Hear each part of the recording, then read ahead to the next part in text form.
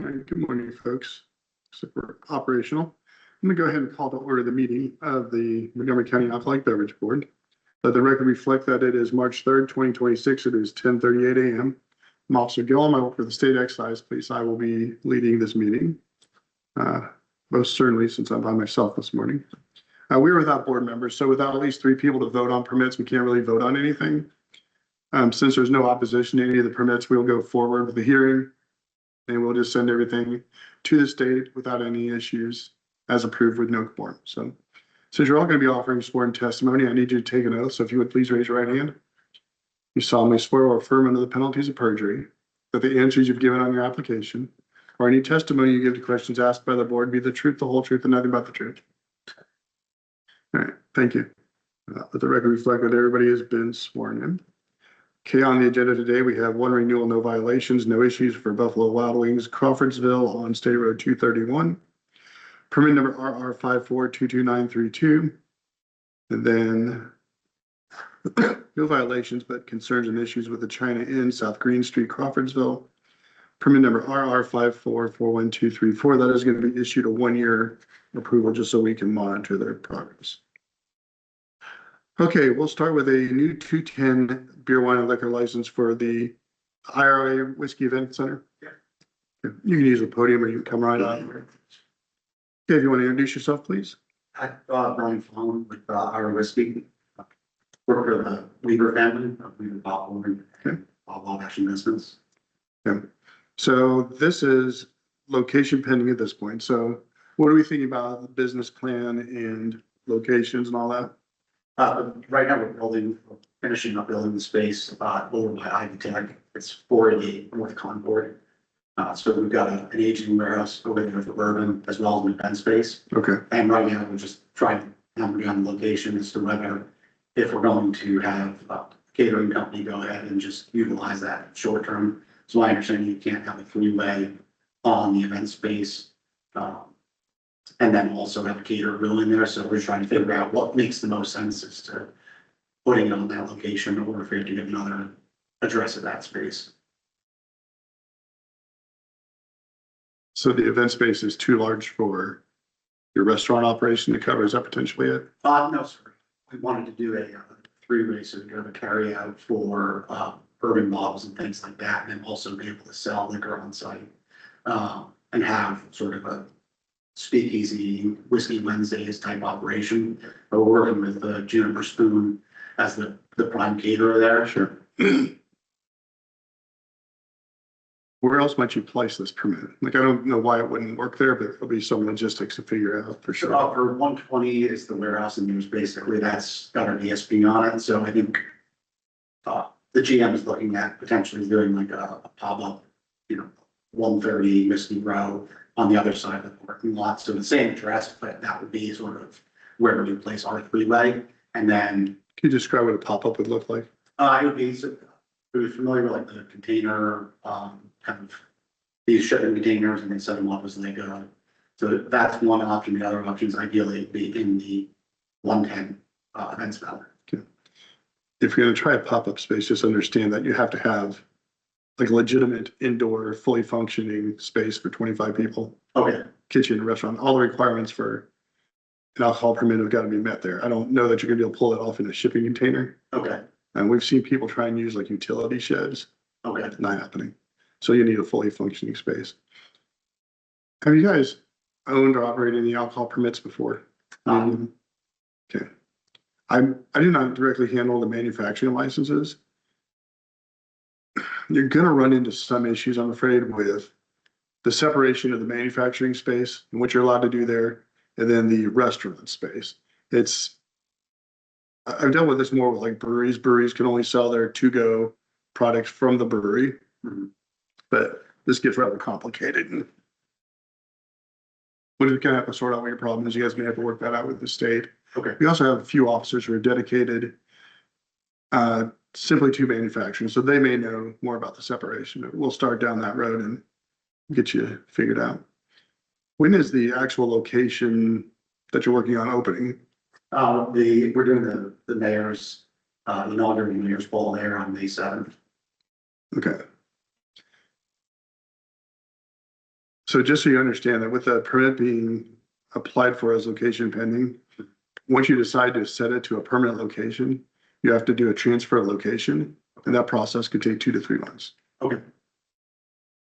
So for the mayor's ball, if that's the case, Juniper Spoon's gonna be catering that, so they would just set it up as if it were a wedding. Our main concern, we wanted to get the license kind of taken out of the way, and then we could figure out if it's gonna be on the 110 Risky Road, but at least that way we had everything buttoned up and then we could just do the pending location transfer. Other than this initial catering thing, are you planning on more catering events or Potentially, once you apply for that permit to be transferred to that location, if you do that, you're probably going to end up with any catering authority request being blocked. Okay. There's a pending application at that spot. okay, So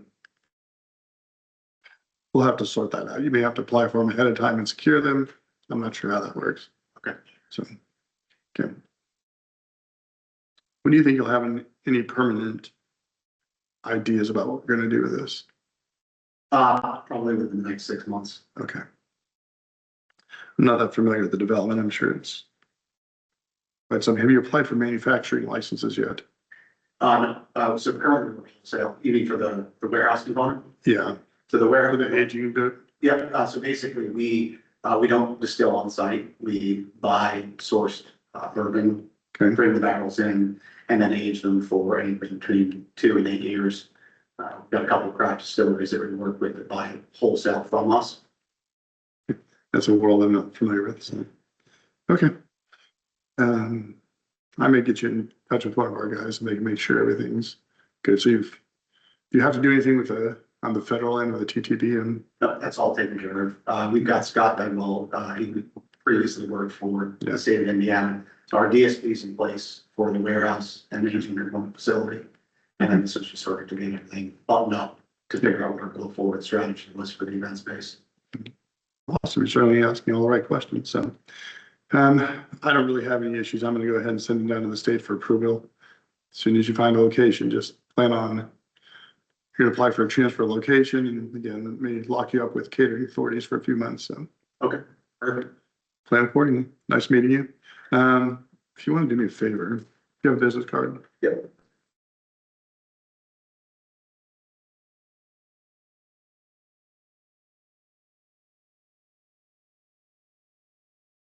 I'll send you my contact information and go from there. Okay?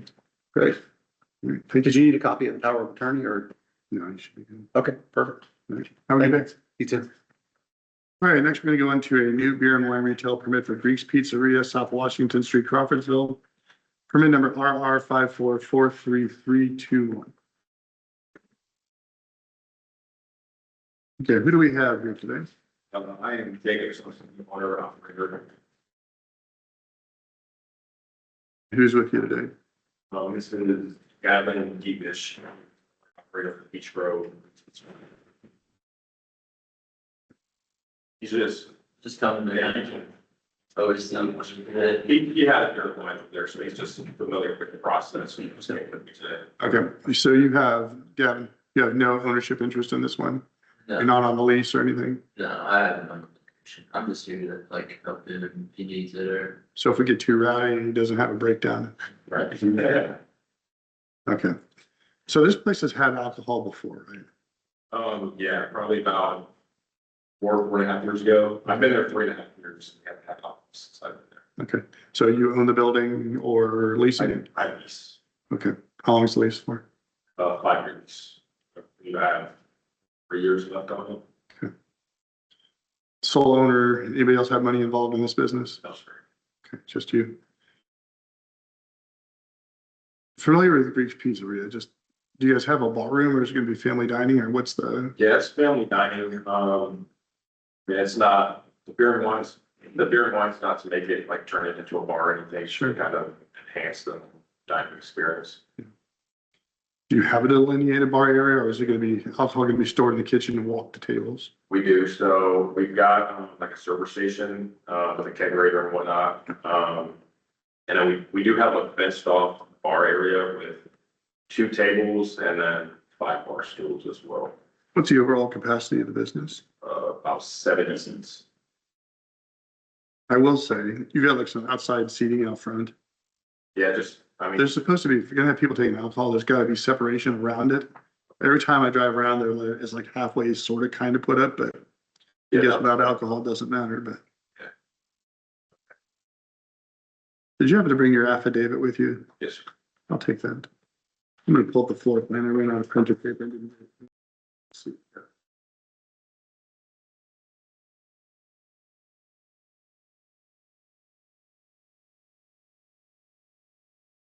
What are the hours of operation?